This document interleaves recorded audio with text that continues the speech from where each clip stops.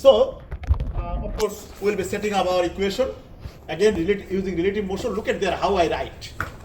And I also want you to practice these things. You to also practice this thing, because as engineer, we always need to express the things rightly. We are not a number cruncher. We are doing these things for our own, for ourselves, and also for other people to understand us. That's why we always need to write in words. It doesn't matter whether you write in English or you write in whatever language you do, but you need to write. Okay? So look at here. Using relative motion, I think the people, those who are sitting on this corner, unfortunately, this computer doesn't go to the other side because it's a two separate room. It seems to be. So I cannot synchronize. So are you able to see it? Because I think it's a little bit big lateral angle. So that's why. So I particularly am worried about for this young lady. Can you see? Okay. Because you are a big angle. That's why.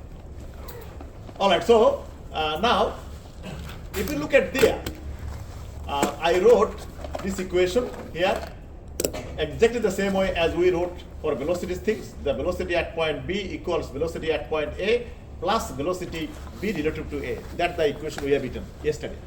And the same thing I'm also doing. Look at here. The acceleration at point B of the piston equals acceleration at point A plus acceleration B relative to A. I did not do anything different. And now, as we have our link to has a rotational motion about a fixed point O, our AB, the connecting rod undergoing general plane motion, which is a combination of curvilinear translational motion plus rotational motion about a fixed point A, and not fixed point A in relation to A, and therefore we need to use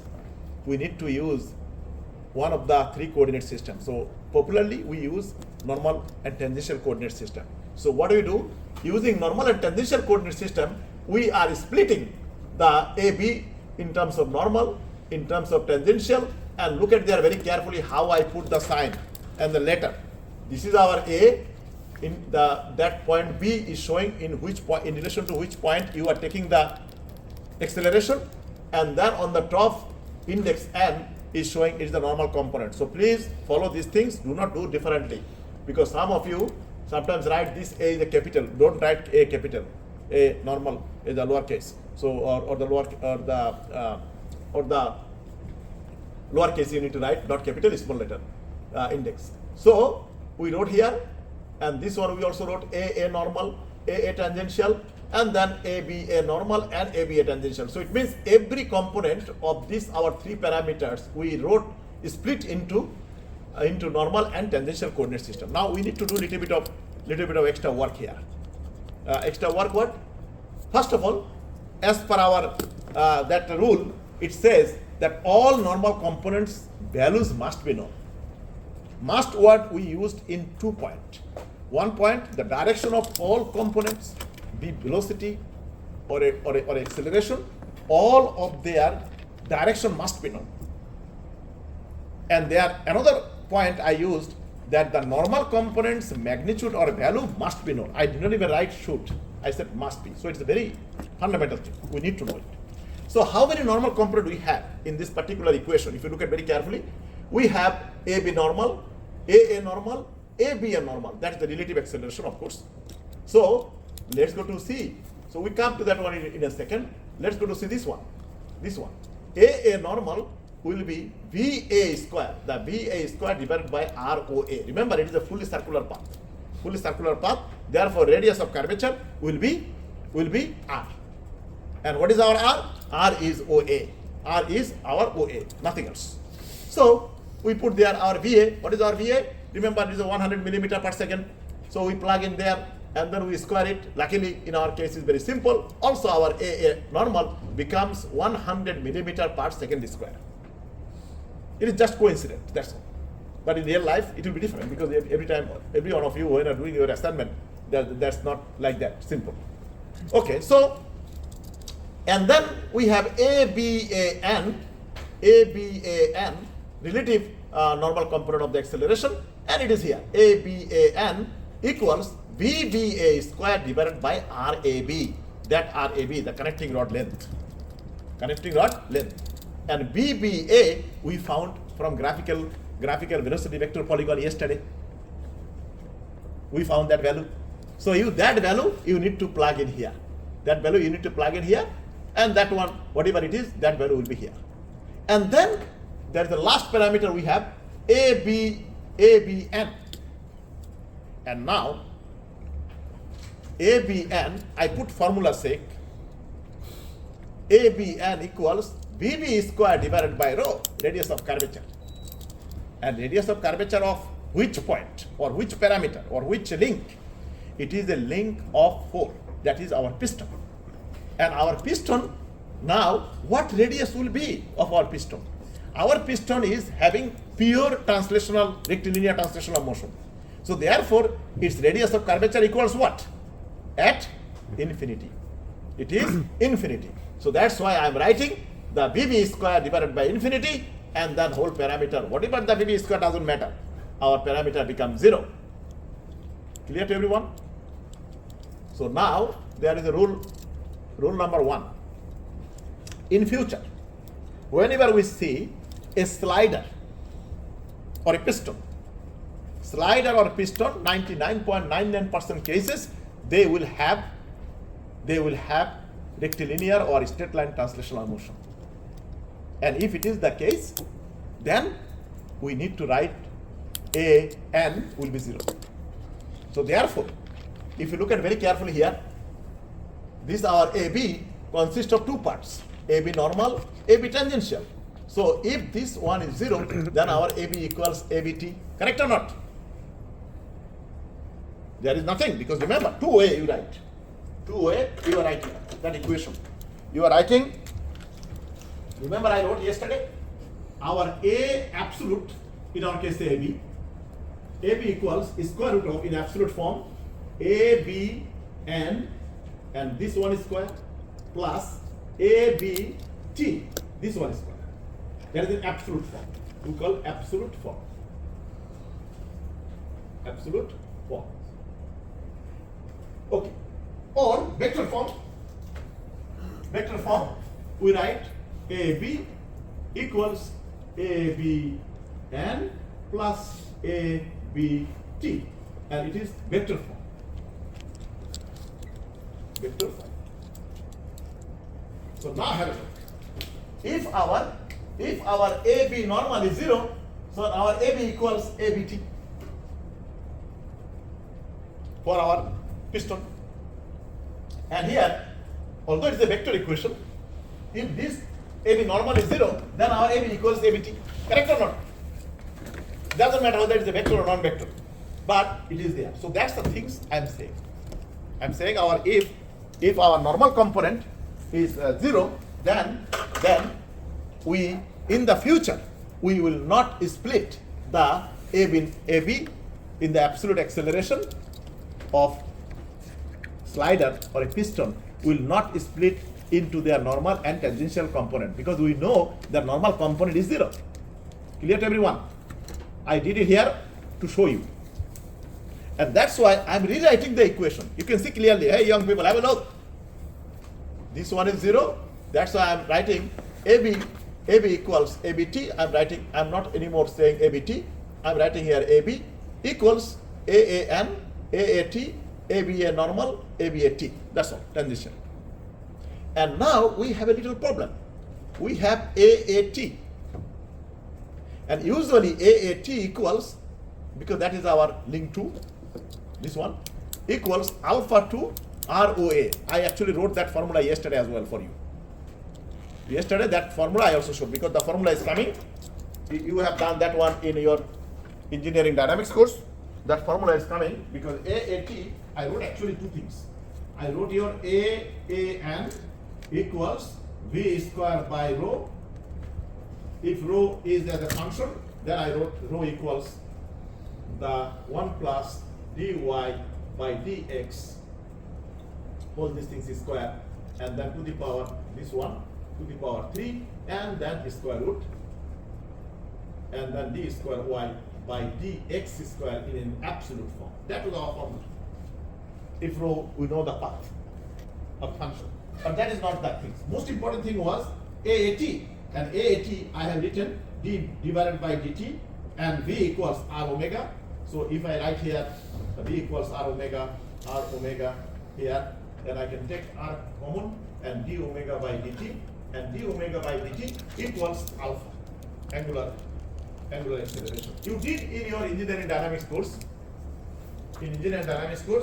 for a rotational motion and also linear motion.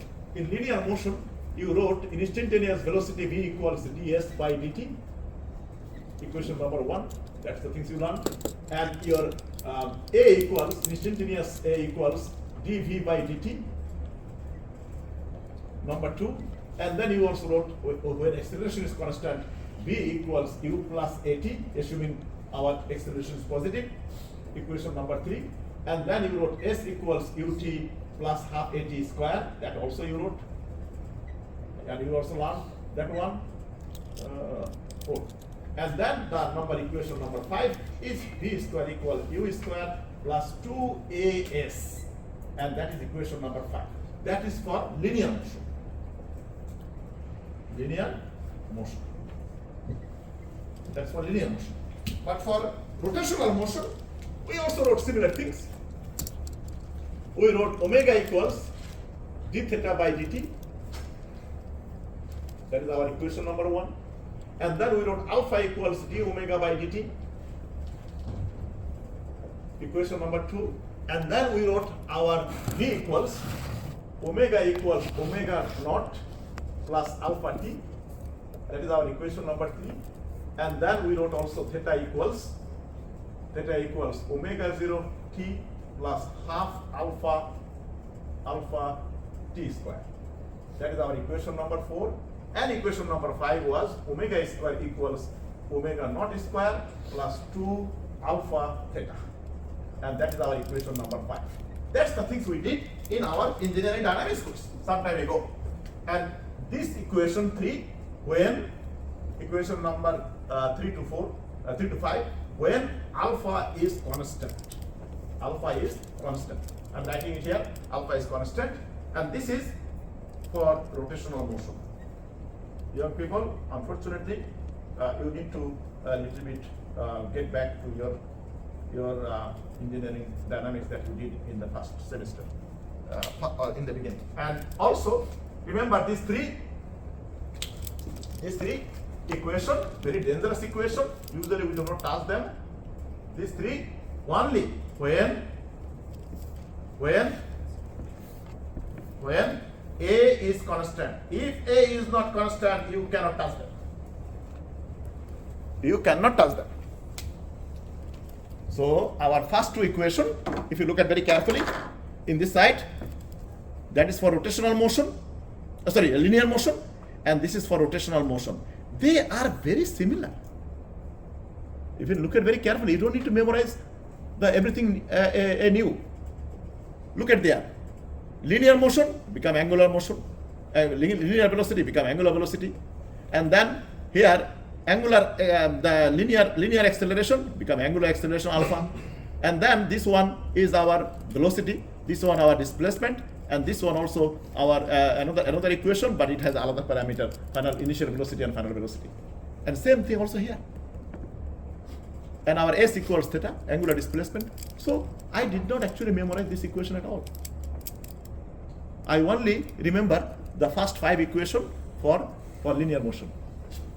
And other equation, I just put their own parameters in the equation. Look at them very carefully. So therefore, there is everything. Look at there in this equation. Nothing is different. What I did, linear motion, linear acceleration. It becomes angular acceleration, alpha. And the final velocity v, we write omega. Initial velocity, unfortunately, in Greek letter we cannot do that.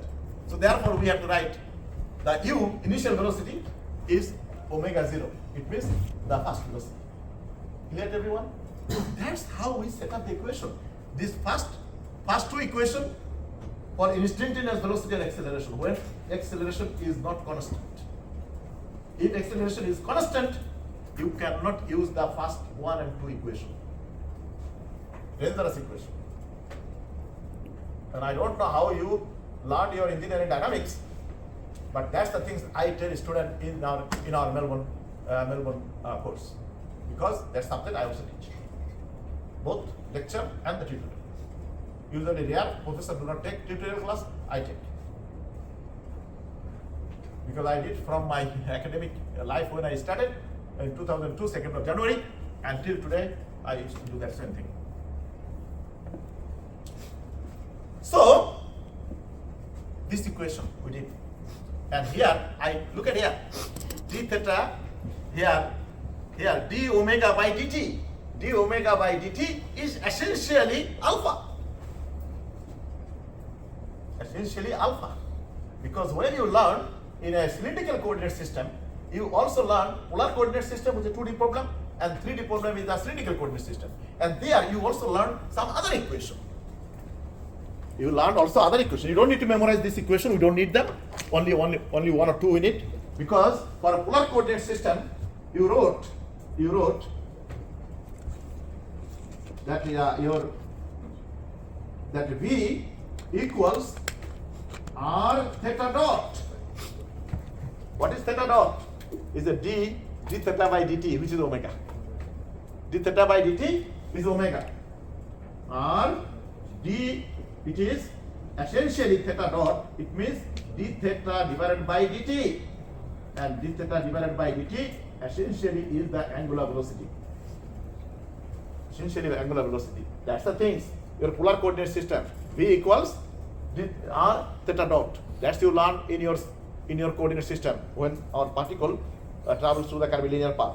That thing needs to be very clearly known. And then you wrote that is called V theta, and then VR equals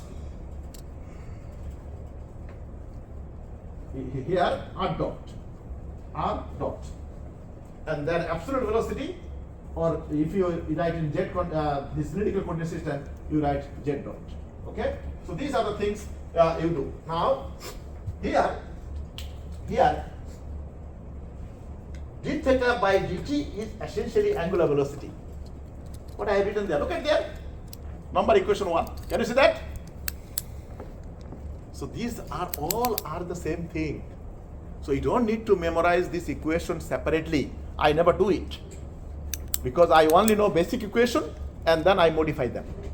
And when I teach the dynamics course, engineering dynamics, I also tell students, look, this is our fundamental equation. These 5 equations are the basic equation, and this basic equation we adapt of the different situation, and we modify slightly to cater our need. Clear to everyone? We do not reinvent new equation. We do not reinvent new equation. It is not possible. We just modify this equation to adapt our situation. And you just need to know how we adapt. That's why I put side by side. You can clearly see what is the things. Look at here. The final velocity, omega. Initial velocity, omega 0. Look at there. And then the 2 is here. Linear acceleration become angular acceleration alpha. Linear displacement s become angular displacement or rotational displacement theta. Can you see that? So this is how you will be doing in the thing. So please do not need to remember a lot of formula or memorize a lot of formula. You just need to know how you modify them, and that will make you confident. Okay, so we know about that, and now the question is, what is our AAT? Our AAT equals alpha 2, because of the angular acceleration of link 2, that link times ROA. Now alpha 2, hey, look at here, in your assignment also, major assignment for link 2 or OA, do you have alpha 2? In your major assignment? You don't have it, because there clearly says alpha 2 equals 0. Why? Because your omega 2 is constant. Your omega 2 is constant. Your omega 2 is constant. Now, one more thing I want to tell you also, because some of you might have a confusion. What is acceleration? Acceleration is the rate of change of velocity. Look at here. We wrote the formula for instant acceleration is the ds by dt. dv by dt. What is it? We write here, approximately engineering point of view, we write here the final velocity minus the initial velocity divided by the time. That is our acceleration. That is our acceleration. Look at there. If the final velocity and initial velocity are the same, so there is no velocity change, correct? 0 divided by t, it becomes 0. Can you see that? When the v is a constant, your acceleration is 0. This equation clearly shows you. If the object is moving with the constant velocity, all the time is the same. It has a constant velocity, no acceleration. Okay? Now, before I move on, I wanted to ask you one important thing, because our dynamics course, our mechanics of machines course, and the dynamics fundamentally depends on one principle, one equation, and that is Newton's second law of motion. And as I also said yesterday, partially we also use Newton's first law of motion, only a small section of Newton's first law of motion. I am not asking you Newton's third law of motion, because Newton's third law of motion, one of the biggest application is a jet engine. Okay, only because of that I could fly from Melbourne to here. Otherwise my plane will not fly. The thrust it creates. Okay, so I'm not going into that, because in fluid mechanics most probably you learn about that, because we are a little bit behind, so I don't want to go into that topic. But one important thing, anyone can tell me what is the Newton's second law of motion? Anyone can remember that? Because I personally believe that no engineers, particularly mechanical, aeronautical, automotive, manufacturing, even civil engineering, all engineers, they should not call engineer if they do not remember Newton's second law of motion. They should not call, because it will be disgrace for engineering. Anyone can remember what Sir Isaac Newton said around 300 years, 200, 250, 300 years ago? Anyone can tell me? What is the Newton's second law of motion? Young people? Any? F equals m. Newton did not say about that. Because I looked at his book, the nature, principle of nature. That book, which is a display in British Museum, I couldn't find it. It is not there. He says something else, yes. Equation is coming, ultimately that, mathematical relation. But F equals ma is a mathematical expression of Newton's second law. It doesn't mean anything. That he doesn't say these things. He says something else. Anyone can remember? I agree. Mathematical expression Newton's second law of motion is F equals ma. That's true. You are right. But it does not have any engineering meaning there. Anyone can tell me? Yes? No? Young people? All right. I explain to you. Newton said, remember the word.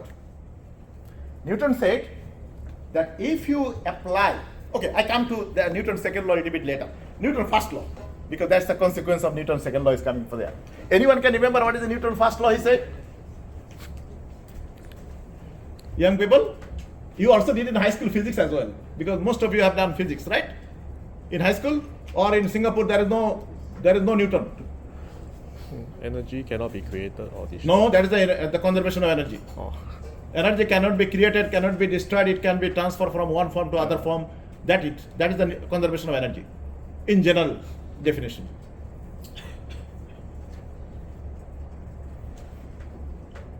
Anyone can tell me what is the Newton's first law? Did he say Newton at all anything or not? Without a force, it cannot change direction. Yes, young lady? Without a force applied, it cannot change direction. It will remain at rest or Okay. continue its motion Okay. in that direction. So this young lady says that there are something in that direction. Now, remember young people, I tell you one thing. Whatever you learn, particularly fundamental thing, learn correctly. Otherwise, your entire life will be smoke screen in you. Smoke screen will be hazy, not clear. And you will be telling also that hazy thing to other people as well. Listen carefully what Newton said. Newton said, very carefully, Newton said that when apply single or multiple forces on a object, if the sum of these forces or the resultant force or the sum of the force or a net force, different people say in Australia they call net force, but when I learned it's called resultant force, or something we say total force. If the net force is 0, so you apply force, one force this way, another force this way, another force that way, you sum them up. If the all forces net force equals 0, remember again, if the net force or the resultant force is 0, then Newton said there will be no acceleration. Newton did not say anything which direction we go.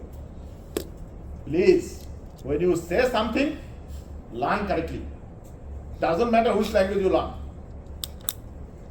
Again, listen very carefully. First law, when applying single or multiple forces and the resultant force of those forces are 0, it means they cancel out each other. No force left to do anything. Then there will be no acceleration. That is the thing Newton said. And then Newton said something else. What it means. No acceleration, fine. But there are some other situation can be. And then he said two things.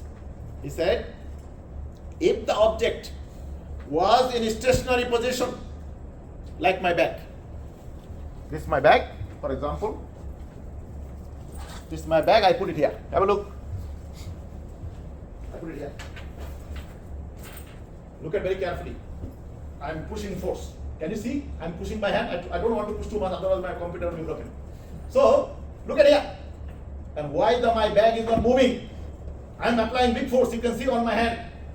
Why it not moving? Because this force and this force, they are cancelling out each other. No force left. Therefore, it not only it has acceleration, forget about that. It is stationary. It will remain in stationary. That's Newton said. If the object was in stationary, it will remain stationary without any motion, which in our case. Look at here. And now Newton also said something else. He said, if the object was in motion, look at here. It is moving. I'm not doing anything yet.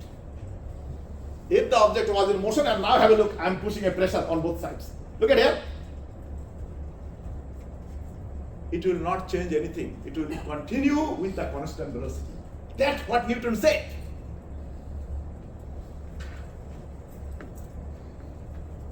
Please, my humble request to all of you, you are becoming an engineer, particularly mechanical. Newton's first law and Newton's second law, every one of you need to know very carefully. So again I'm saying, Newton said, if we apply force or forces on an object, and if the resulting force or net force is 0, there will be no acceleration. That's the one thing. And then Newton said, if the object was in motion, it will remain in motion with constant velocity, no acceleration. Or if the object was in stationary like my bag, it will remain there without any motion at all. Clear? That's what Newton said. And we will be using only a small part, second part. When object was in motion, it has still velocity, constant velocity, but no acceleration. That section will be used. That's what Newton said.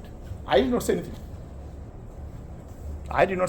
I don't care which book you are reading. That is the things written in his Nature of Principle book. In 1985, when I went to London first time, the first thing I did, I went to the British Museum. I spent more than 1 week. Every day I used to go around 10 o'clock and come out 5 o'clock. And my dream was to see Newton's things. And there was a display, and the display was Newton's law of gravitation. Of course, not second law or first law. But then I borrowed the book, and I looked at what are the things he wrote. That's what Newton said. I don't say anything. And now coming to second law. Now remember, first law, the net force equals 0, correct? We cancel out everything, no acceleration. In this situation, there are two situations can be. If it is stationary, it will remain there without any motion, like my back. Or if it was in motion, it will be moving with constant velocity, no acceleration also. That is Newton's first law. And now Newton's second law. Newton said, if the net force is not 0, now look at here very carefully. The first one was 0, and the second one, he said, Newton, if the net force or the resultant force is not 0, there will be, actually they wrote not will be, there shall be. That English is that, nowadays you are not using shall, and everyone is using will. I will. Actually, I never used the shall.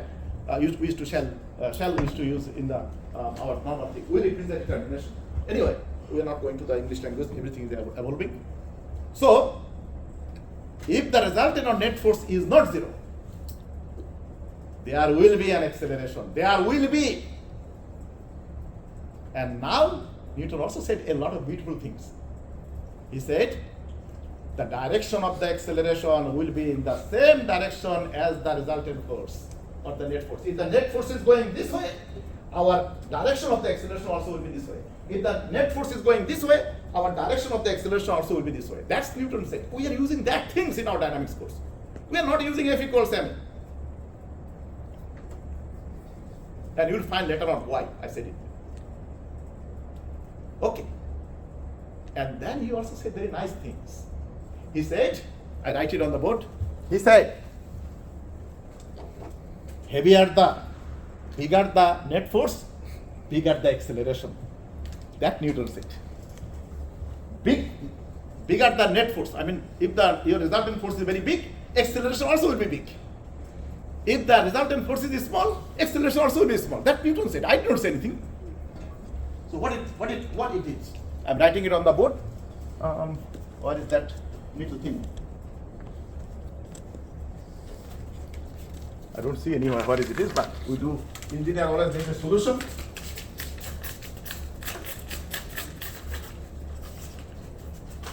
Engineer always need a solution. They should not blame other people. Remember that.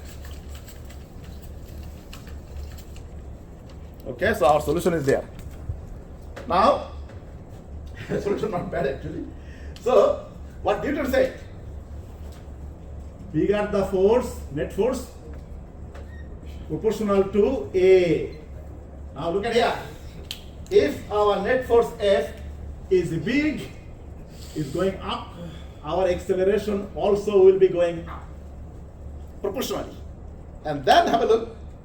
If it is going down, our acceleration also will be going down. That Newton said. I did not say anything, not a single word. And then he also said another interesting thing. He said, if the object was heavy, look at here, my bag, maybe around 5-6 kilo or something. If the object is now 10 kilo, 20 kilo, I need a big force for this big mass to have the same acceleration. Clear to everyone? That's Newton said. Heavier the objects, bigger the force required to have the same acceleration. Clear to everyone? If the object is small, 1 kilo, you don't need that big force to have the same acceleration. Clear? So that's why he said, next time, he said, the force is also proportional, net force, to mass of the object. If the mass is very big, the force is also need bigger to have the same acceleration. Because we are talking about the same object. So therefore, we are writing it. I'm writing for you so that you remember once for all. Although my intention was not to teach you or to talk about the Newton's second law of motion, but unfortunately I see that your response not very clear. So that's why I'm writing for you. So you see, heavier the mass, heavier the force required. And if the mass is a smaller, we need a small force. to have the same acceleration. And now when we combine these two, we can write. Combine these two, we can write F proportional to ma. Because they are proportional.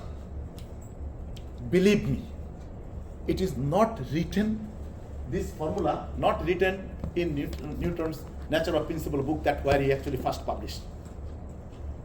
It is the interpretation of his law, mathematical expression. So it is a proportional. So coefficient of proportionality, if you need to put, then we can write F equals Kma.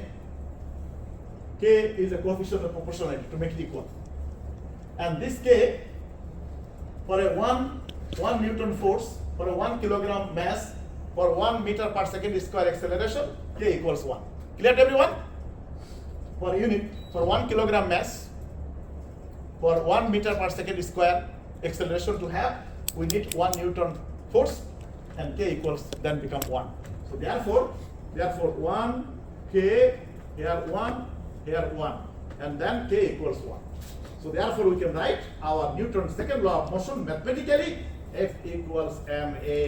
So the young man who said, he is correct, but it is coming after all this beautiful word. And we do not use the F equals ma.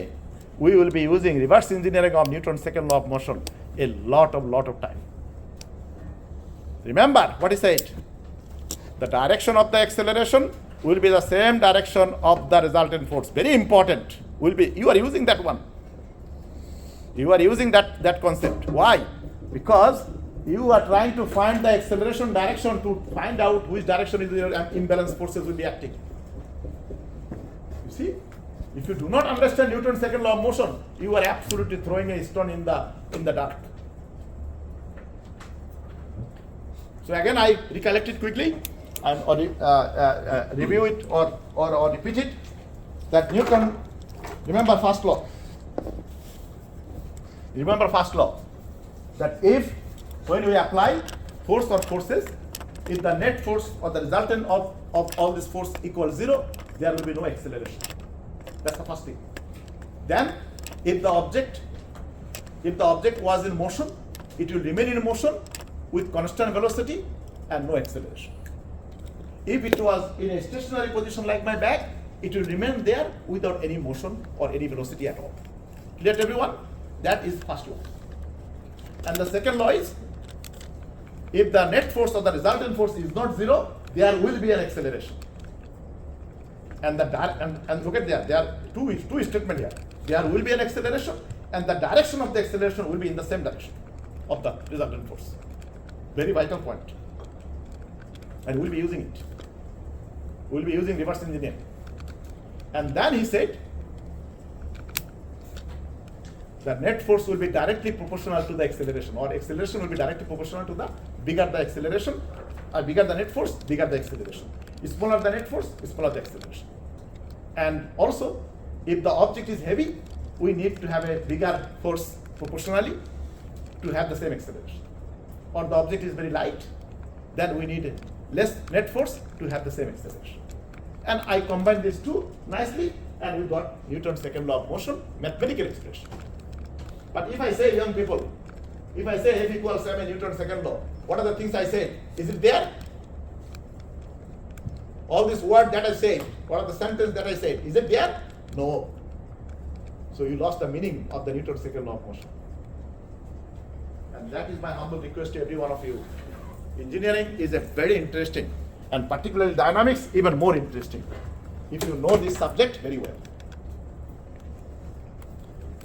And I am sharing that knowledge of how Newton's second law. Why I wanted to see Newton? Because when 1985, I'm already first year student, actually second year student in the university. Because physics was my one of the favorite subject when I was a student, high school student. And I wanted to see, I had a big fascination to know more about Sir Isaac Newton. And I also request you, when you have a little time, there is a little book you can find maybe in Singapore around $20 or $15 or something, that book. It's called 5 equations that change the world. And every engineer, because we are doing all science and technology, 5 equations that change the world. And the first equation is Newton's second law of motion, and about Sir Isaac Newton. Okay, so when you have time, little bit spare time, instead of playing video game or something, you can read that book. It will give you significant understanding about those scientists. What are the things they did? All right. So now coming back to our problem. So we already got that one is alpha. Our alpha omega 2 is a constant, and then alpha 2 equals 0. Therefore, our AAT equals 0. And now we need to ask every parameter. How many parameters we have? We have 5 parameters. We have AAN, AAT, ABAN, and ABAT. And here is our absolute AB of the piston, of this piston. Okay? And now, young people, as we did yesterday, we will be asking the same 2 questions to every parameter. What the 2 questions will be asking? We will be asking about their directions and about their value or magnitude. Nothing else. We are not asking a lot of questions. Only 2 questions. So first thing we'll be asking our this parameter AAN. AAN. Where is our AAN? At that point. At that point, at point A. I also put the diagram here as well for you. The schematics. So we'll be asking the first question: which direction is our AAN is? Which way it is going? Which way it is going? So yesterday when I draw on the board, I showed you to find out the which direction our AA will be going. We need to find how it is rotating. Where is its center? So look at here. Our A is rotating like that, like my finger. Look at here. Correct? That is our circle. Where is its center? Center is at point O. So therefore, normal component, which direction will be going? From A towards O. From A towards O. And in that normal coordinate system will be our AAN. And that's why I have written one beautiful word. Look at here. I written parallel to A to O. I never say AO.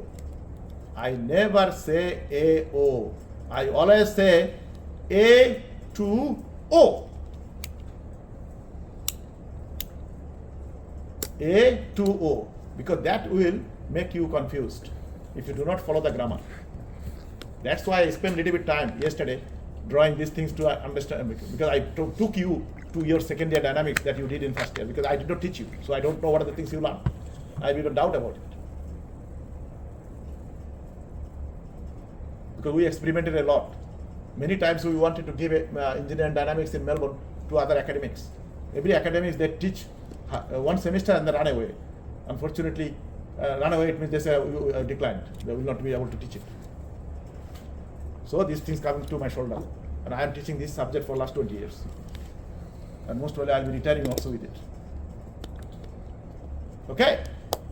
Dynamics is a very interesting subject.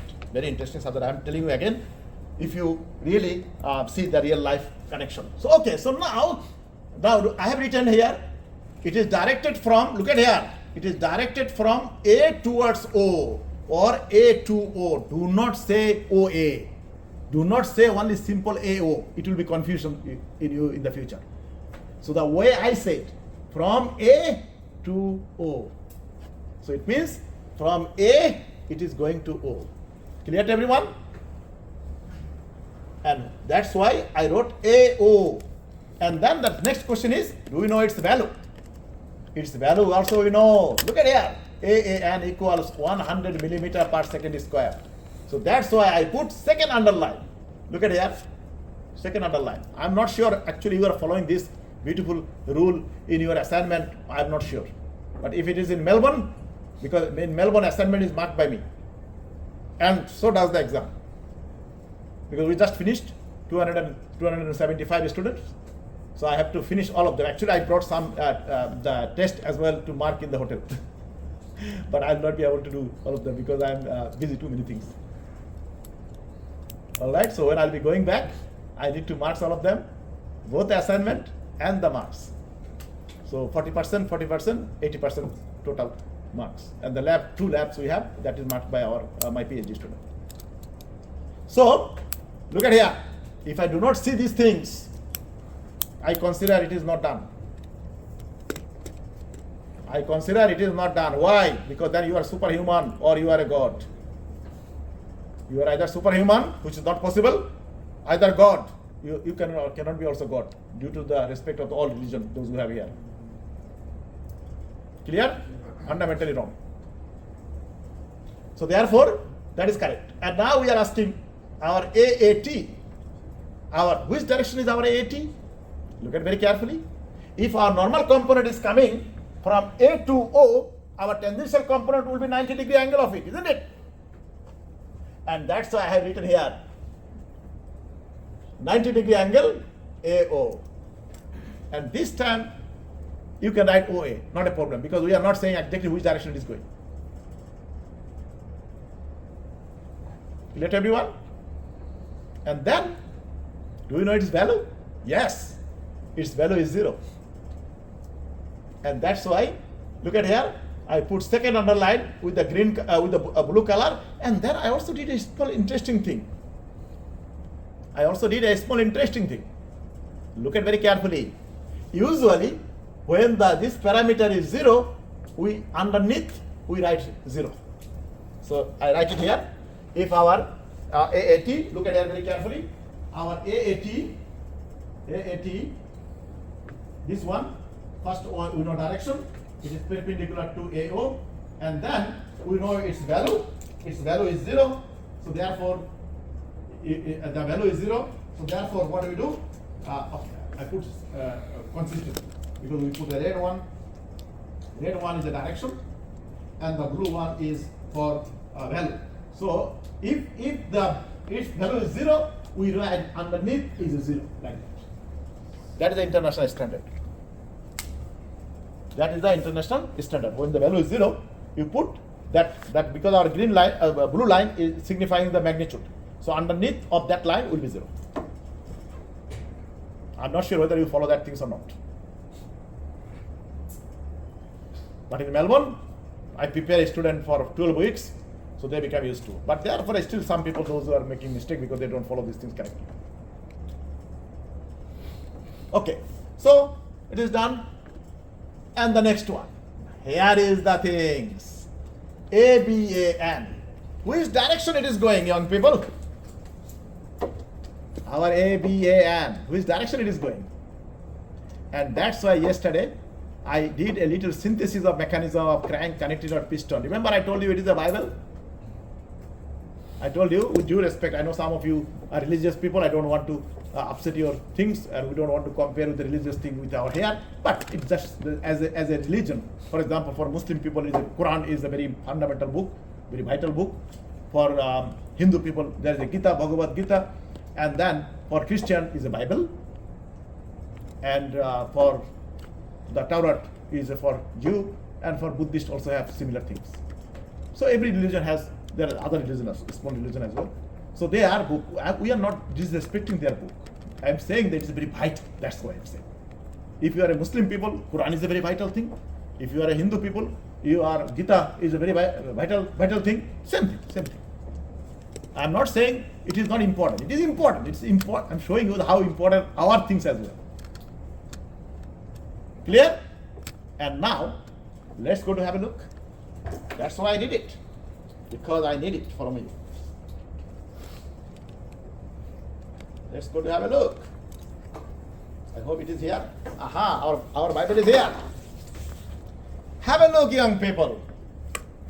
Our AB, in relation to which point it is rotating? Our AB, in relation to which point it is rotating? Look at here. Because this is the curvilinear translation, we don't need to worry about that. Look at here, that section. It is rotating in relation to A. So therefore, our ABAN will be directed from B towards A. You see? Without knowing this, you will be scratching your head. Because here I said, because our OA was rotating in relation to O, and our AB, it is rotating in relation to A. That's the thing I said yesterday. That's the thing I said yesterday. And that's why the VBA velocity here is 0, because it does not have length.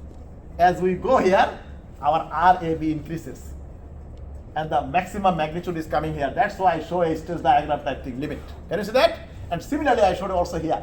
Look at there. Our VA equals omega 2 times ROA. So at point O, our ROA was 0. That's why our VA at point O is 0. But as we go towards A, our ROA is increasing, maximum velocity is here. Clear to everyone?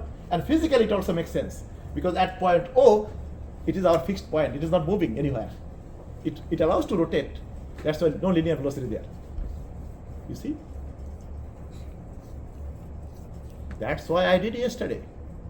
I spent time on that, because my whole objective was to create you not to memorize anything. Foundation, step by step to move. So now look at here. Our AB is rotating in relation to A. Therefore, our ABAN will be directed from B towards A. And now we are going to our question.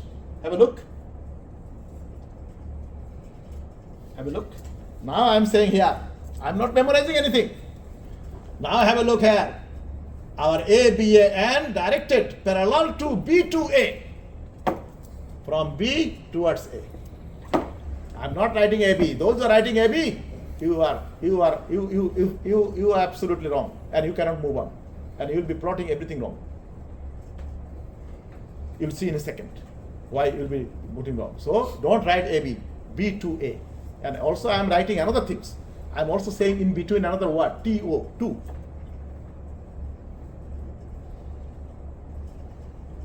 Clear? And that's the things you need to do. All right. And then of course, do you know its value? Yes. That's why I underline. And of course, if our ABA normal is going from B to A, our ABA tangential will be 90-degree angle of that. But we don't need to say whether 90-degree angle it is going this way or that way. Our vector polygon will tell us. Finish. And now we have a left-hand side, AB. We are asking our slider, our piston, or sometimes we also call slider. Our piston, which direction it is going? Our motion of the piston happens in the horizontal direction, like that, correct? So our direction of the acceleration also will be that direction, either that direction, correct? Horizontal direction. But don't say it is going right or left, because that we don't know yet. Velocity's case, we 100% knew. But acceleration case, no. I'll tell you in a second why. So therefore, I'm saying here that our AB, absolute AB, acceleration of piston B, is parallel to horizontal direction. But we don't know its magnitude. That's why I did not do anything. And this one, of course, same thing. We did not know its alpha AB. That's why we don't know its value. I did not put my blue line there. Can you see that? And finish. We identified. Look at there how I did. Put the equation. Identified each of the links motion, which way it is moving, and then I also do all this, which direction they are going, because acceleration is more complex than the velocity. That's why we need to be very careful. And this is why, young people, yesterday I did that synthesis of our this one. I told you, remember that I told you not to throw it away, this one, because of that. It is not in the book. It is not in the book. It came from Firoz Alam head, but I did these things when I was a student like you. Our teacher explained that things. And I'm sharing that knowledge, what I earned, with you. Clear?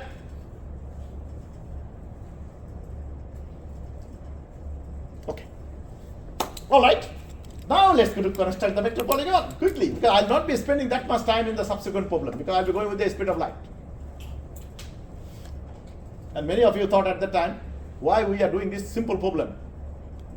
There is a reason for that. And that's the reason I'm explaining to you. So now, let's go to plot the vector polygon. So, of course, we do, unfortunately, it is very crowdy. I don't like crowding things. When you do that, don't write all these things there. You write this one in the one whole page, okay? So now, we took this point our as a origin of the vector polygon. And now remember, our rule is still there.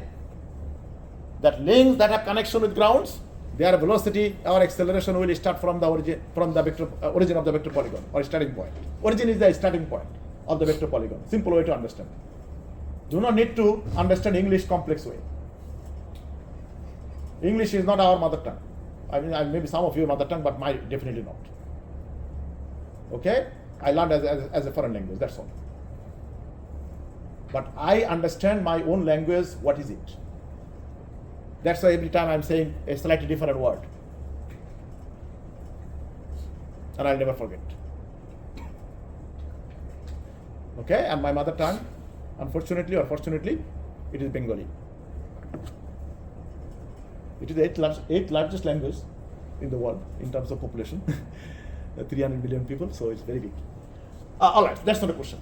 Question is, starting point, look at here first, will be, now here I also need to tell you one thing, that in our acceleration case, young people, normal and tangential component of each point, they are paired together.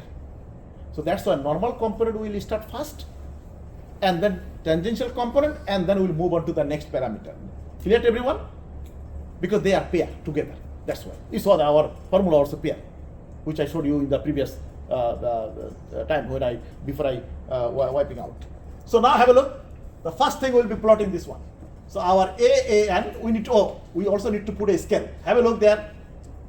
Without a scale, graphical solution, there is no solution. Clear to everyone? Scale first. Because without a scale, we cannot interpret the results. That's why. So we put 10 millimeter per second square equal 1 millimeter. So our AAN become 10 millimeter. So what do we need to draw? The first thing we'll be drawing our AAN. How it is directed? From A to O. So I'll be taking my ruler. Look at here. This is the two ruler. I'll be taking like this one, and I can come here. Young people, you can see it is a very much parallel. It is very much parallel. So I started from here, and that is my 10 millimeter, and I finish here with the arrow. Can you see that? Because I know its magnitude, that's why I finished it with the arrow. If I did not know its value, I could not do it. It will be dotted line. So I finished here, and from there, our AAT should start. This AAT should start from there. Unfortunately, we don't have it. So what it means? It means our AAN equals our absolute AA. Can you see that? Look at here. If this parameter is 0, then our AAN is actually AA. Clear or not? Look at the formula. What the formula? I need to have it that again. Our absolute AA equals square root of AAN square plus AAT square, and our AAN equals 0. Therefore, our AAT equals 0. So therefore, our AA equals AAN in this instant. Clear to everyone? And that's why I also mention it here. Have a look. How I have written that. So therefore, look at here. I am putting here. I wrote AAN parallel to A to O equals AA. Why? Because our AAT equals 0. That's why. That is our absolute. Okay. And then we finish our first two parameters. It's not there. This one 0. And now where our this thing finished, from there our ABAN will start. So in our case, it finishes here, right? So from there it will start. How it is directed? It is directed from B towards A, or B to A. So what I will be doing, look at here, I will be taking a things here, and then I can move it from here parallel, and I know its length from here up to that point. That is our ABAN parallel to BA. Do not write AB, parallel to BA, because we know its length. How many millimeter per second square? We already got that value from the BBA. We already know. Therefore, we can calculate it as per our formula. And now, once we finish this one, and then we have this parameter, and this parameter will be 90-degree angle of AB. So what I did, I 90-degree angle, look at here, I bring parallelly and put it here. From the tip of this, so I put a dotted line here, all the way dotted line there, and I'm writing here ABAT perpendicular to AB or BA, doesn't matter. You can say either BA or AB because we are not asking which direction it is going. We just need to know whether it is a 90-degree angle of AB or not. The dotted line. And essentially, remember that. Another little thing you need to remember. Normal component and tangential component, they are 90-degree angle here. Clear to, because if this one is a parallel to this and this one is a 90-degree angle of it, so it means 90-degree angle between them. Clear? And now have a look. We finished all parameter on the right hand side. And only parameter left, our AB, correct? And AB should, from where it should start? It has a one letter index, plus, it is the value of a link, or link 4 piston, which is a connection with ground. So therefore it should start from the origin, as per our rule. But how it is directed?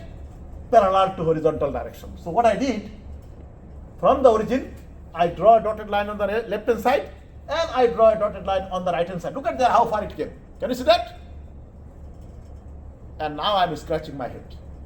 I look at my vector polygon, look at my equation, and I can see that our equation says that it should be closed.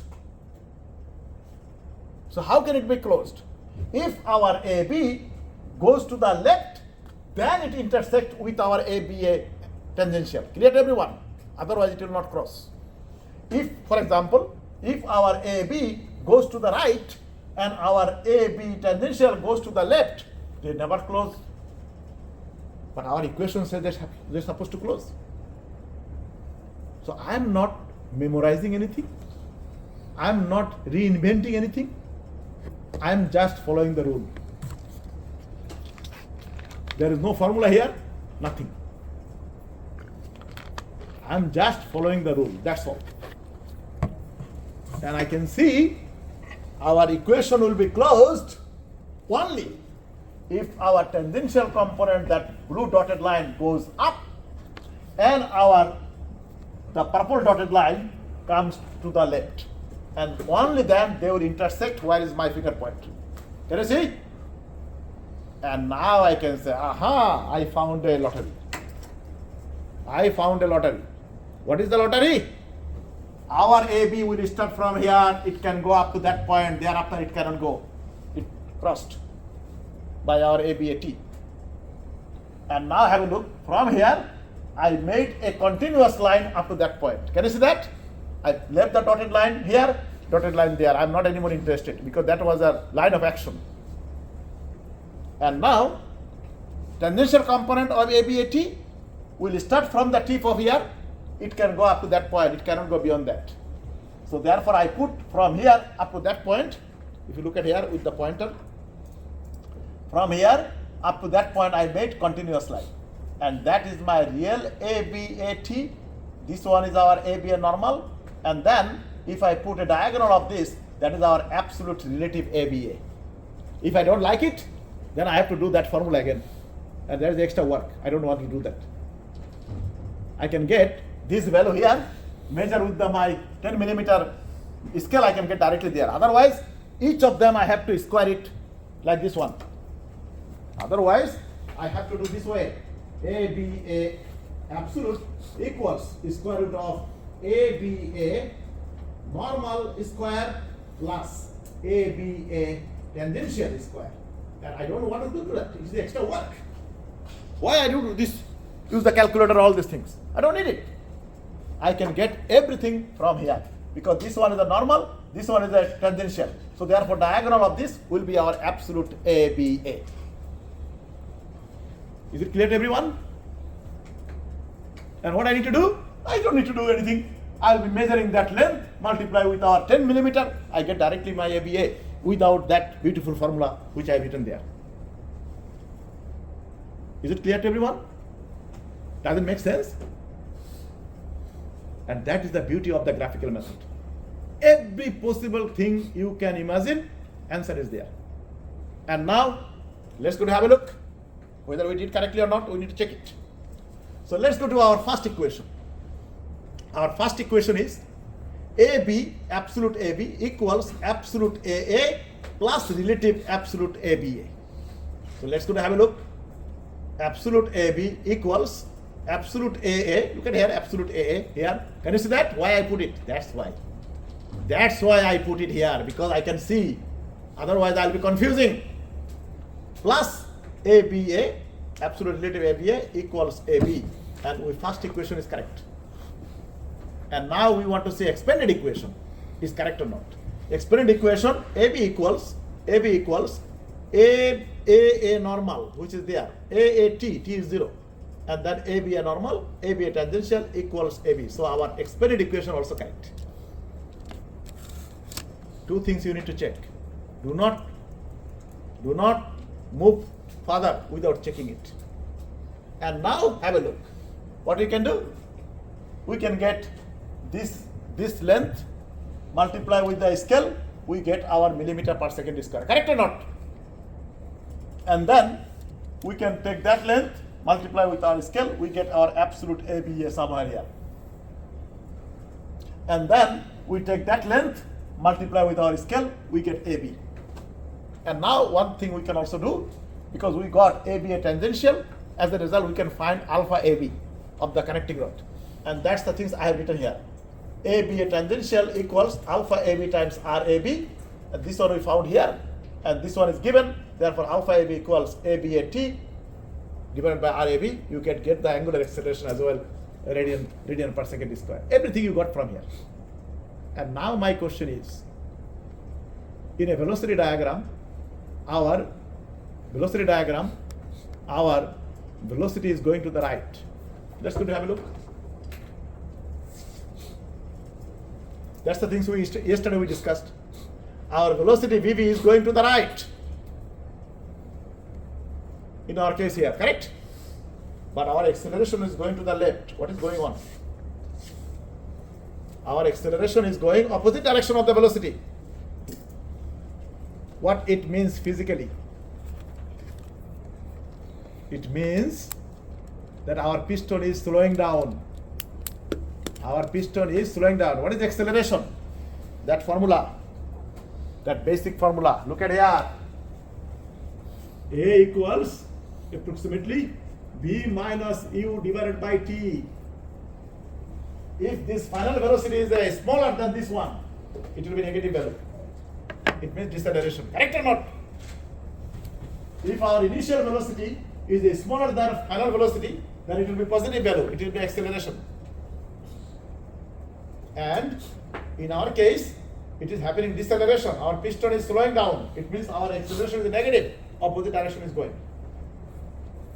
And when it can happen? Look at here. In a piston, in a cylinder,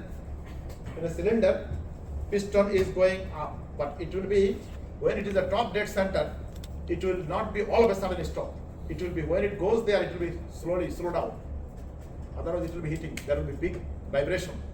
So when it goes close to the top dead center, it will be slowing down.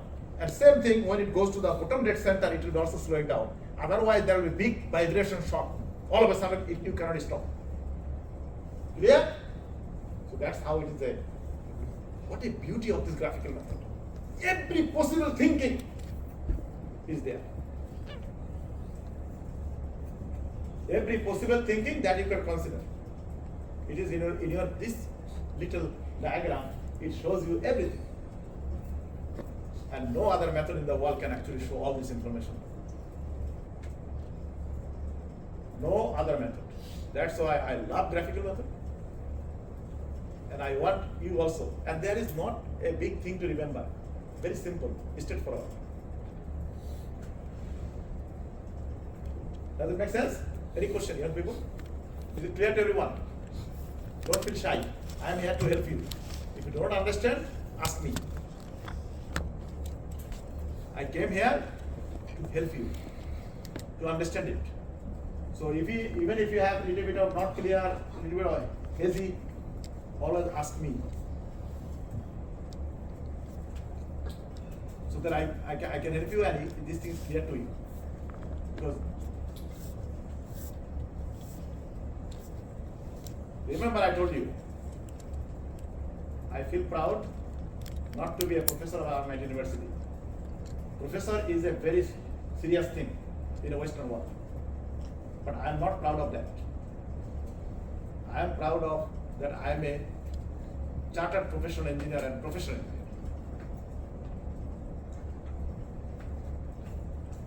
As an engineer. So therefore, I always bring your relation, you see today and tomorrow, I'll bring a lot of example in real world, what is going on.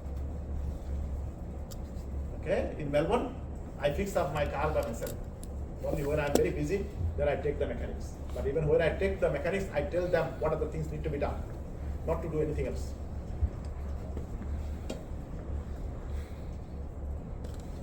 Okay? And I also want you to do that things as well. Because you are all, because most of you are working in an engineering profession. So you also need to be very proud of it. Now, if no question, we move on to our second problem. Oh, this way. Let's go to have a look at this particular one. I don't want to spend a lot of time. Here I only added a little dimension, that's all. And this particular problem, it doesn't have any slider or a piston. So definitely, to identify it, our OA has a rotational motion, but here we also added a little bit of new things, angular acceleration as well. So that means omega 2 is not constant. Clear to everyone? If the angular acceleration is given, omega 2 is not constant. All right. And this OA has a rotational motion in relation to O. This beautiful diagram or this link C and D, it is a one link. Although I put a dot here, I put a dot here, D. So this one. And that also has a rotational motion in relation to C. Only the AB is undergoing general plane motion. Only the AB is undergoing general plane motion. Why? Because our OA and our CD or CB, doesn't matter, whatever you say, they have a different rotational motion. They are omega CB, CD and omega OA are not the same, different. So I can twist your head a different way, but I cannot twist you if you follow the rule. If you follow the rule correctly, I cannot twist at all because you will be following the rule. How can I twist your head? But if you do not learn the things properly, you will be completely. In this problem I can say, find out the velocity and acceleration at point D, and that will make you absolutely miserable. But if you follow the rule, not a problem. So what are the things we want to do? It asks us to find AD, AF, a lot of things. So first we'll be finding velocity. We don't need to worry about F. We don't worry about D first. We'll be looking at A and B. Clear to everyone? That is our target. Our target is not other point. Other point will come a little bit later. So therefore I wrote here our VA is going this way. So the omega 2 times ROA equals 100 millimeter per second. And using relative motion, we write the velocity at point B equals velocity at point A plus velocity B relative to A, which is exactly we have written here. And then we need to ask questions. That do we know VA's direction? Yes, it is perpendicular to OA going to the left. You can see it. Okay? Clear? Now, another thing for you to remember, one thing. Generally, the linear velocity direction, it follows the direction of the angular velocity. Because our angular velocity is rotating anti-clockwise, that's why our VA is going opposite direction of the things. Clear to everyone? It is very similar to like your assignment. Your assignment is rotating anti-clockwise.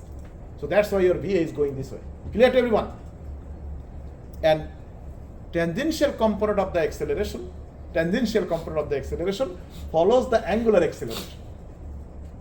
So if the angular acceleration is going this way, tangential component also will be going this way, 90-degree angle of OA. Now situation can be different as well. angular acceleration can go clockwise. What it means? It means it is slowing down. Rotational speed slowing down. If the angular acceleration goes opposite direction of the linear velocity, angular velocity. So look at here. Omega is the rotational velocity is rotating this way, correct? And the angular acceleration, if it goes clockwise, it means the rotation is slowing down. All information is here, young people. I'm not telling anything different. All information is here. So now let's go. So our VA, and do you know its value? Yes. So I put a second underline here. And our VBA, do you know direction? Yes, it will be perpendicular to AB. Remember, all the relative velocity will be perpendicular to their respective link. We said it yesterday. But we don't know its value because we don't know its omega AB. So we left it is. And our VB, look at here our VB. The velocity which is here, it should be, because it's a rotational motion, therefore our VB will be 90-degree angle of BC or BD or CF or whatever you want to say. So I said perpendicular to BC, we don't know its value. That's all. And now we will be plotting our vector polygon. So our unit is, again, scale 10 millimeter per second equals 1 millimeter in our graph paper. And now that is our origin. I put here. And the first thing will be plotting VA. And using that our graph, 10 millimeter its length. And it will be from here parallel. So it will be, what do you do? You take it parallel like here and you bring it here, and that is a parallel. Okay, that's the things. So where it finishes, here at the 10 millimeter, and I finish with the arrow. And then, look at very carefully. Then I have to plot this one, the BBA. BBA will start from here, but it will be 90-degree angle of this AB, So 90-degree angle, it means it will be like that, and I bring a parallel, I draw a dotted line. You can see a dotted line passing through our VA, it is going all the way there. And I leave as it is, because we don't have any parameter on the right hand side, that's all. And then only parameter left, our BB. And the BB, it is the, look at here, it is the velocity of a link, the CD or BC, but it has a connection at point C with the ground. So that velocity should start from here. Or, if you don't like it, there's other things also. All absolute velocity with one letter index, they should also start from the origin, because it's a one letter index. Clear? So therefore, how it is directed? It is directed perpendicular to BC or BD, doesn't matter. So you bring it here, look at here, you bring it here, and you put passing through origin. And look at here, I do not know whether it is going this way or that way. So that's why I put a dotted line here and a dotted line here. Continuous dotted line. Because it is a direction only, value is not given. That's a dotted line. And now I am scratching my head. Looking at this diagram, looking at my equation. Our equation says it should close. So it can only close if this purple colored dotted line comes to this direction and our blue colored dotted line comes downward. Then only they intersect. Clear to everyone? They will cross. Otherwise they will not cross. And cross, it means it is closed as per our this equation.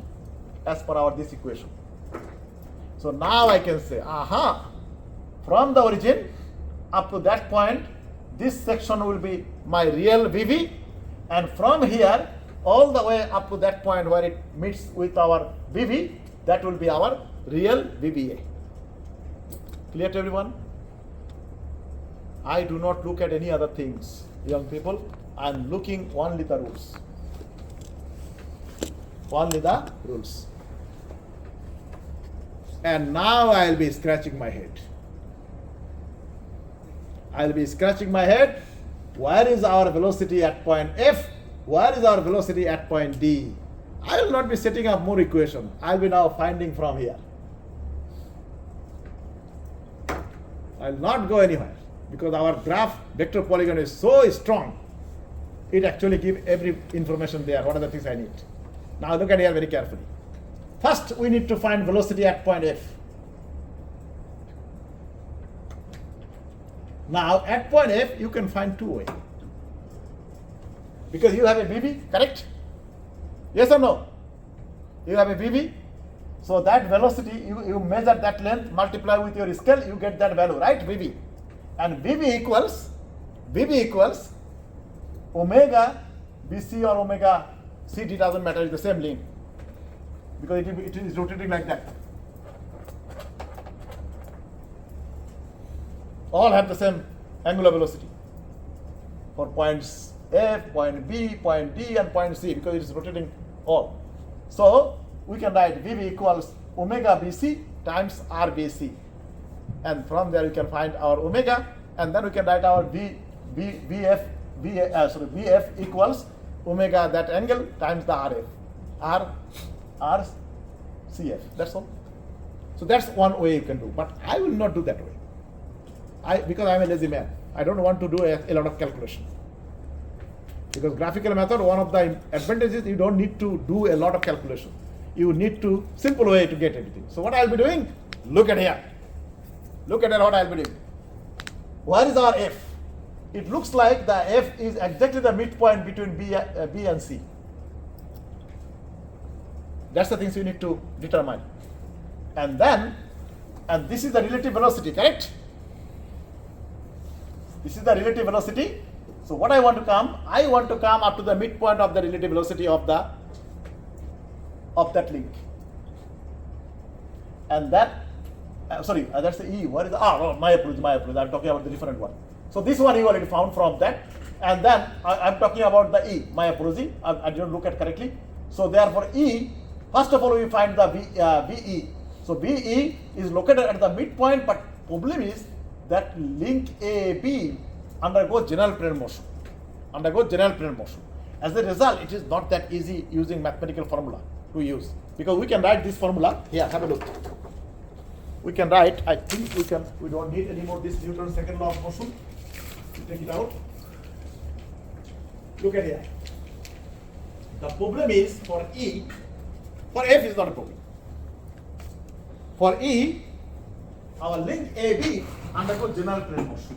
As a result, if I write the velocity at point E using relative motion, I will be writing velocity at point A plus velocity V E relative to A. That is the formula. Remember, we wrote for B was velocity point B was VA plus VB relative to A. That was our formula. And we used in vector polygon, we found it, right? Look at there. Second equation was our first equation. Look at there. That's how we found. Because at that point, velocity direction we know, at point B, it is a perpendicular to our BC. And this one we know, perpendicular to our OA. And this one is a perpendicular to our AB.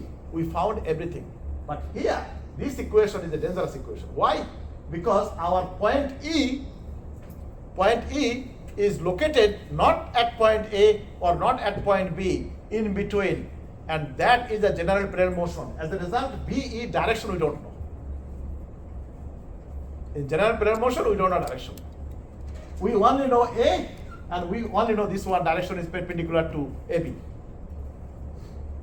But we don't know this one. That's why if we write this equation, if try to find the velocity at point E without finding the velocity at point B, it is a suicidal. It is a suicidal. So now the question is, as we now found our velocity B, and this one we also found, can we find our velocity, this one, from our vector polygon? That's all my question.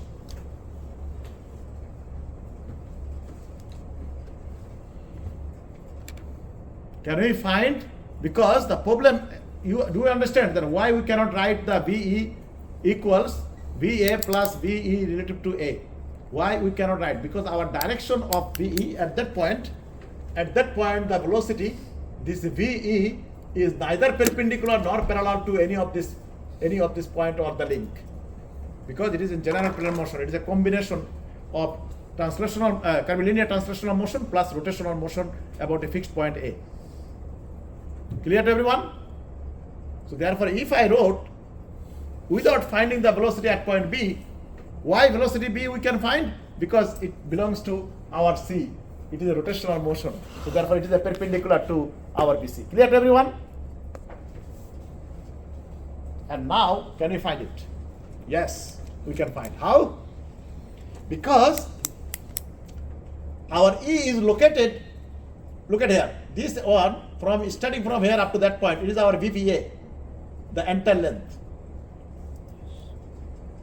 And our E is located in the middle of it. So we'll be going to middle of it. And then our VE in, look at here, our VE is a one letter index, correct or not? And all velocity and acceleration with one letter index. From where should it start? From the origin. So what do you need to do? You draw a dotted line, connect that point, that is your VE. You measure the length, multiply with the scale, you get it.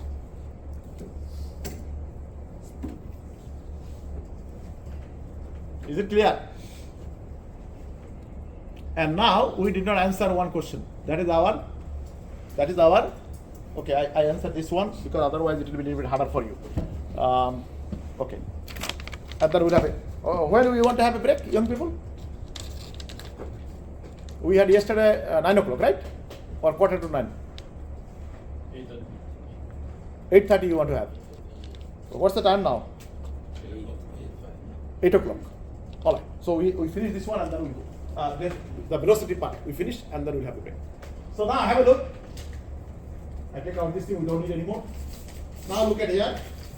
Coming back to our velocity at point F and at point D. So now we found the velocity VV. Velocity VV equals omega BC or link 4 times RBC. We found this one. RBC, we can find the length from there. Can you see that? In our diagram with the RBC's length is given. So from there we find our omega BC. Omega BC equals VV divided by RBC, and we find it. And now have a look. Omega BC equals omega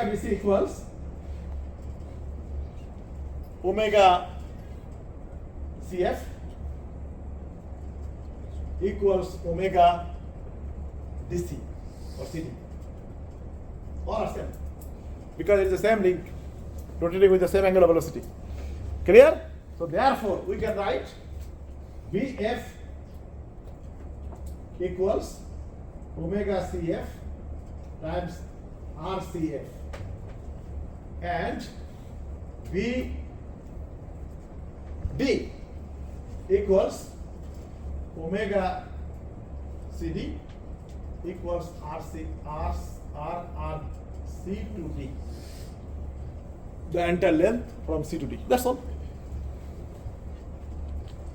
Nothing else. We did not do any new things because the rotational motion, all angular velocity is same. Only the distance we need to multiply. And that's all. How far it is from C to F, how far it is from C to D. And that's all. Does it make sense? Because our link CD is the same rotational motion. Look at here. Our CD or CB or CF, it is same all angular velocity. Only thing is how far it is away from C. We multiply, we get it there. Only thing was that what is the angular velocity we found from velocity BB. And nothing else. Is it clear?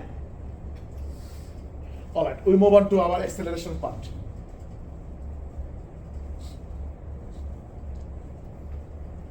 Acceleration part. Okay. Acceleration part.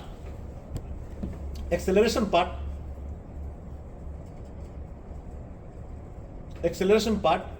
In this diagram, we will not look at E, we will not look at F, or we will not look at D, because that is will confuse you.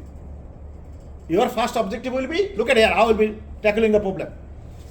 OA, AB, BC, and your OC is a ground. OC is a ground, so it's a 4-bar linkage mechanism. So now our objective is to find the acceleration at point B first. And once we find it, then we'll be talking about E, D, F, all these things like our velocity. So I am now setting up equation. AB equals, look at here, AB equals, use it. Now again, young people, look at there. Which one, young man? You ask me. If you have any confusion, ask me. The reason is, I'm here to help you. Otherwise, why I should come here? If I do not help you to understand the problem, then why I need to be here?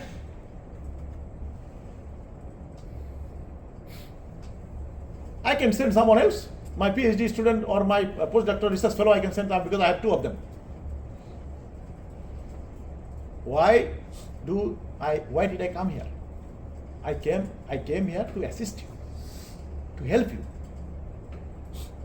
So that's why if you have any confusion, a little bit of not smoke screen, not understand, did not understand, or you want a little bit clarification, don't feel shy. Young people, ask me. Any question is a good question. And in Melbourne, I allow a student to ask me even in the street. I said, I'm in the shopping center, I am in the street, I am my office. Wherever you see me, ask me questions. You do not need to ask me only in the class. No. That's what I do in Melbourne. Of course, if I don't know the answer, I'll be trying to find it and I'll come back to you. But in this subject, luckily, or the other subject I teach, I do not need to go back. Whenever you ask me, I most of the things I already know. So that's not an important thing. Important thing is I ask a student, ask me absolutely freely. Absolutely freely. And many times in my life it happened that I went to shopping center with my wife and my son, and then I sent one student want to ask me something because he's really need to know. The deadline is coming. So he said, Professor Firoz, I'm really very sorry. I need to ask you that things. And then I said my wife and my son, I said, you go do the shopping. I need to sit with this young man to help. But I always feel that it is my duty. I do not feel that any pressure or anything. That why my student asking me when I'm doing the private thing in the shopping center or something in another time. I don't think that. Otherwise, I should not be in the teaching profession. Okay, that's the first important thing. All right, now come back to our things. Again, same principle. Look at that, I did not do anything. I wrote equation that acceleration at point B. Look at here, I'm doing, unfortunately our diagram is very small here, so you need to little bit follow me carefully. Our acceleration at point B equals acceleration at point A plus acceleration B relative to A. Exactly the same equation I have written here. And now, using normal and tangential coordinate system, here I am little bit lazy. I did not write it. So you need to write it. By using normal and tangential coordinate system, we are splitting this our equation into normal component and tangential component. Can you see that? So we write here, but still it is a vector equation, not arithmetic sum. It is a vector sum, young people. So our AB, the acceleration at point B, will have a normal component and tangential component. We do not have this time any piston. We do not have any piston. So we cannot say our tangential component is 0. So not tangential component. The normal component is 0. We cannot say that because it is not a piston at that point B. And then AA, we also split into AA, and tangential component this time we cannot say 0 because we have an angular acceleration here. Can you see that? Angular acceleration here. In your assignment, your alpha 2 is 0. Your omega 2 was constant. That's why your AAT is 0 in your major assignment. So, and our AB a normal, this AB a normal, and AB a tangential perpendicular to it. Okay, and now, how many normal components we have, young people? We have ABN, AAN, and ABAN, 3. So we need to find all of them because their values must be known. So therefore, AAN equals VA square divided by ROA, this OA. And our, again, we made it simple. VA equal 100 millimeter per second square, so it will be 100 times 100 and divided by 100, so it will be 100. 100 millimeter per second square, which made it simple. That's why. And then we'll be having a break in a couple of minutes time. So then our ABAN, this value, I'm talking about this value. ABAN equals our VVA square divided by RAB, and VVA square where we found? Hey young people, look at there. Few minutes ago we found our VVA. This is our VVA. This is our VVA. We multiply length with our scale, we get the value. I did not put it because I did not draw it exactly correctly. That's why I did not put a value. But when you draw it in scale properly, you can get it from there. Clear to everyone? So we also know that one. And then finally we have our ABN. ABN equals our VV square divided by RBC. This one. Because our B is located here and the length of this length from C to B is that length. Clear to everyone? That's why the RBC here. Is it clear? Because it is that link is rotating. Hey young people, don't forget about it. Our B is located on a link that is rotating like that. Rotational motion like our OA. Of course with a different angular velocity. Not the same. So therefore, we wrote it here. And what is our AB? And it is a VV square. What is our VV? Look at there. This is our VV. Hey young people, this is our VV. Everything we found before. And that length multiply with our scale 10 millimeter per second, we get our VV from here.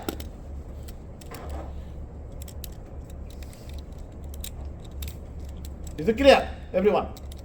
Because that's why I don't like. When I do in Melbourne, I do not use PowerPoint presentation. I draw everything on board. But I cannot do it here because your time is only 12 hours, young people. And also I cannot go overtime as well because all of you are tired. In Melbourne, usually sometimes I go a little bit overtime if there is no other class immediately after my class.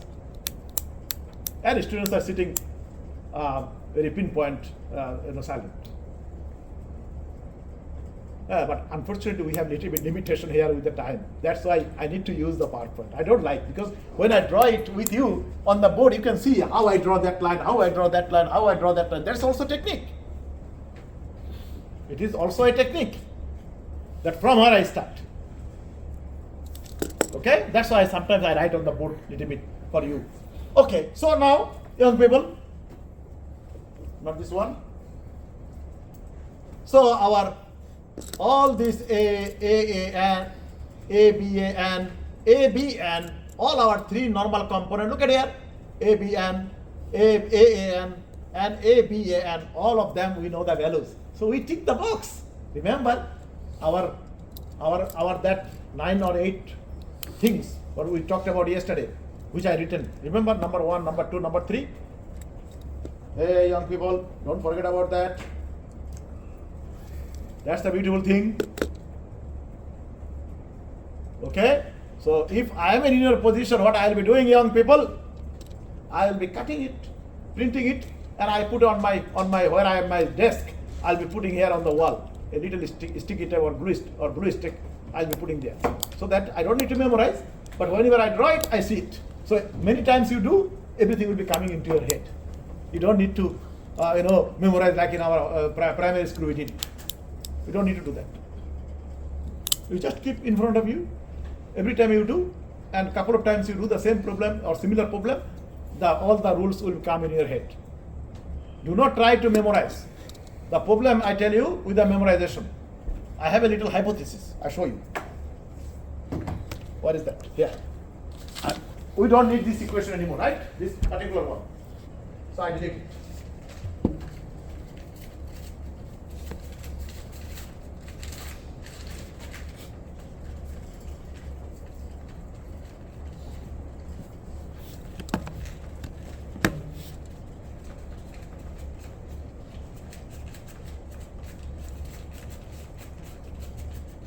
Okay, so I draw things, but it is a little funny.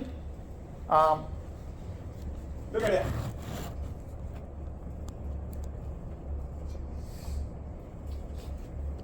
And with your age, this is your years, age. So for example, how many years in Singapore people live on average? Around 80 or less? 80? 80? 80, okay. So you consider 80 is here. 80, yes. So here it's a 10, 20, 30, 40, 50, 60, 70, yeah, like that, okay? And here, your memory, and this is 0 when you are born. In fact, when you are in mom's belly, you are already not anymore there, because at that time you are also following all the sound. That's why the baby can recognize mom, because baby listen how moms talk when even the belly. So therefore, when the baby born, immediately can sound, when mom sound, immediately recognize that's a known sound to me. So now have a look. With your age, your memory is going down.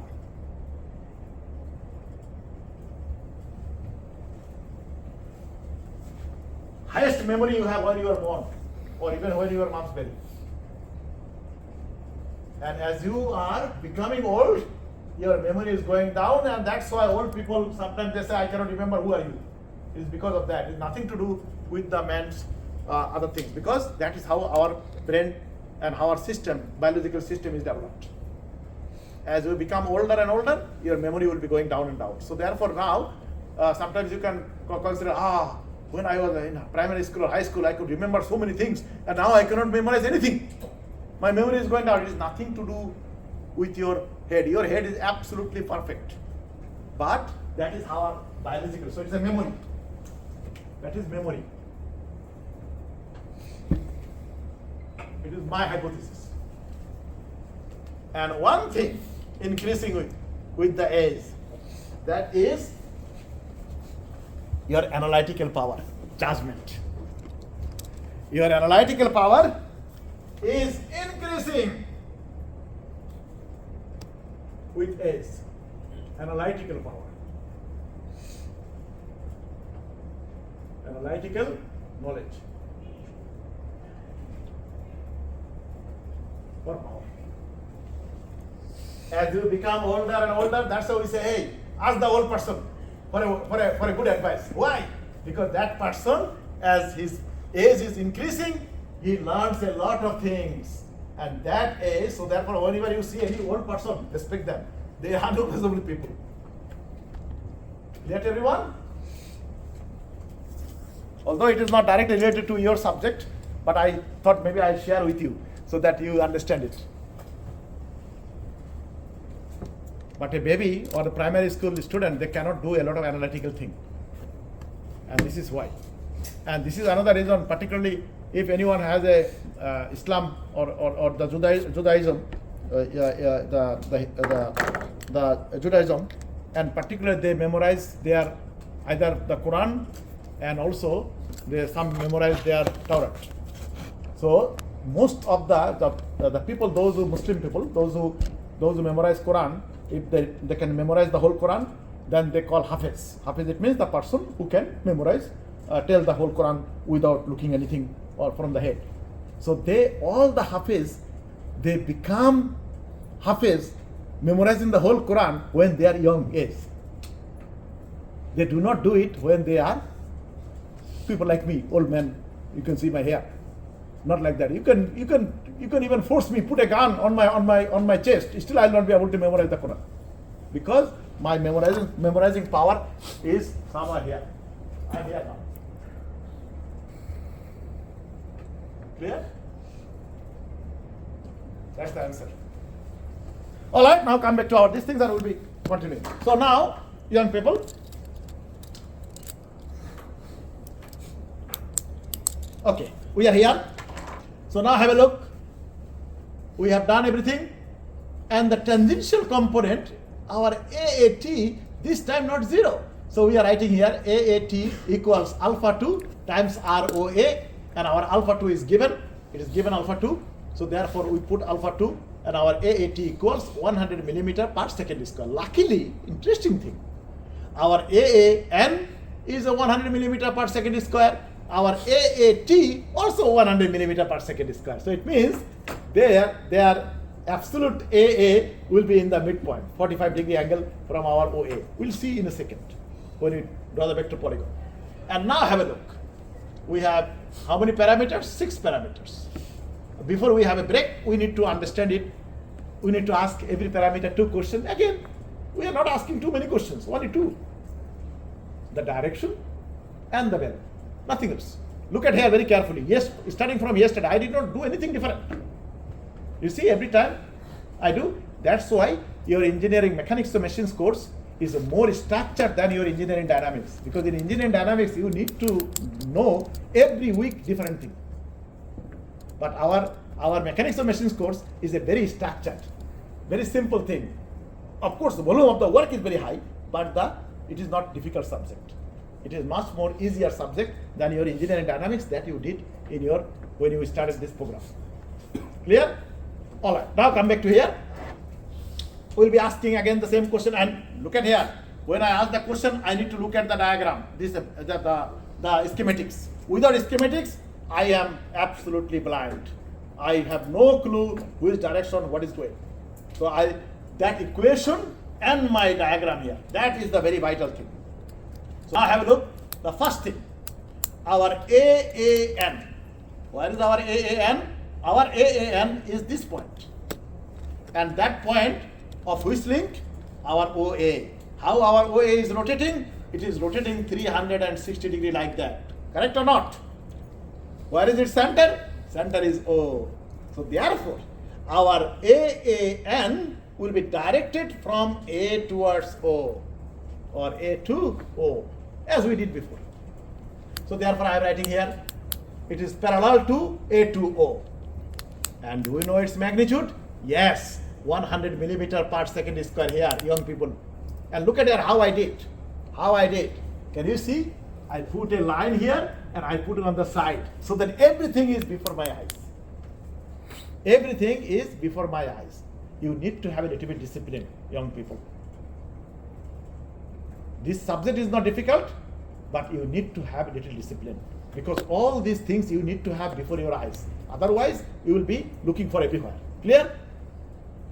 So now, what I did, so we know it. So I put a second or blue underline, and then AAT, of course, our AAT will be 90 degree angle of OA, but which way it is going? It is going this way as our velocity, because it follows the angular acceleration alpha 2. The tangential component of the acceleration always follow the direction of angular acceleration. Remember that. So therefore it will be directed perpendicular to our AO. And do you know its value? Yes, its value is the 100 millimeter per second square. So I put a blue underline underneath of that. Fine. And then we have a ABAN. And now remember, what is our AB? It is that length. Look at here. This is our AB, correct? And this is a general plane motion. And it is rotating in relation to A, like our connecting rod in our crank connected rod piston synthesis. That one again. Hey young people, look at here. That's why I told you there is a Bible. Our AB is rotating in relation to A. In our case, of course, we don't have a slider, it is somewhere here. So it is not our problem. Our problem is how we follow the ground. That's all. So not this one, next one. So we say, yes, we know your direction. You are directed from B towards A. And that's why I wrote parallel to BA. Parallel to BA. But look at here again. When I say it, I did not say BA. I say B to A. Do you understand that word in between? I am absolutely explicitly I am saying which direction it is. Because if I write BA and you go home, you may reverse it. Say, Professor Firoz is a little bit of mad today. He wrote a BA. Okay, why not we write AB? Easy to sound, isn't it? But then you destroyed everything. You are putting now opposite direction, 180 degree opposite direction. Your the normal component, which is not possible. Clear? That's why it is important. Okay, and we know its value. Yes, its value is here, and that's why I put the parallel, that our blue line. And now ABAT. ABAT, of course, if our normal component is coming from B towards A, our ABAT will be 90 degree angle of it. But we don't need to know whether it is going up or down. Our vector polygon will tell us exactly which way it is going. And that's why, young people, I did it here, that our ABAT perpendicular to AB. Okay? But we don't know its value. Why? Because we don't know alpha AB. We don't know it. That's why. So we leave it as it is. And now we move on to our left hand side. Left hand side we have a ABN and ABT. But ABN or AB, which point? Point B. And this point B belongs to the link of BC or CF or CD, whatever you say, the entire length, correct? And it has a rotational motion. Look at here, it is rotating in relation to which point? C. So therefore, our normal component AB normal will be directed towards the C. It cannot be directed any other direction because that is the rotational motion. Clear to everyone? So therefore, I am saying it is directed from B towards C or B to C. And here I am writing our underline and parallel to BC. And look at here very carefully. I use the same color where the direction I am also parallel to BC. You see, there is a meaning for that because I wanted to draw your attention. Hey, look at there. These whole things, line, this one, parallel, BC, all are connected with the direction. That's why I put everything in one color. Is it clear to everyone? There are a lot of funny things are here. So now, and then of course tangential component. If the normal component is coming from B to C, tangential component will be 90 degree angle of it. We don't need to say whether it is going this way or that way. Our vector polygon will tell us. Our vector polygon, that's why the graphical method. Because our vector polygon will tell a lot of information. It is like a fortune. You know that I'm not sure how many of you been to India, but if you go to India, there is a lot of people are, you find in the street, they are saying that they're telling you a fortune. Whether that fortune is a good or bad, whether they're telling the right thing or wrong thing, I'm not talking about that. But they are saying. So our vector polygon is a fortune teller. It will be telling what are the question we will be asking, answering us. Very powerful tool. Very powerful thing. All right, and it is perpendicular to it. And I wrote perpendicular to BC. Do we know its value? No. Why? Because we don't know what is the angular acceleration of this link. Clear? We know only, even we don't know angular velocity. We know now angular velocity because we already found the velocity. That's why, linear velocity. But angular acceleration, alpha, BC, we don't know. That's why we cannot do it. Clear? And with this note, we are exactly, I believe, now is 8:30, right? What's the time now? 8:30. So we will have